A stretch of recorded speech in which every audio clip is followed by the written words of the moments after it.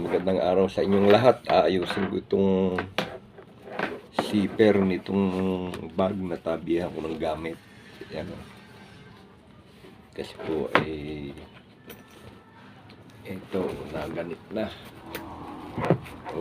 Gumaganit.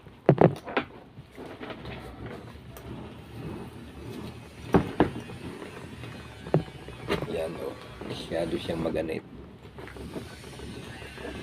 Ito ang turo ng nanay namin. Ito, kukuha lang ng kandila. Yan, ikakaskas dito sa daan ng zipper, dito sa zipper. Yan, ikakaskas lang yun dito. Yan, nakita nyo. Yan, kakasakasan lang yan na kandila. Yan.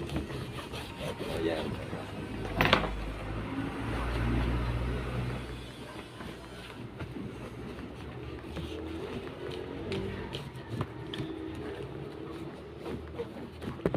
Yan, siguraduhin na lahat ay nalagyan. Yan. Ito.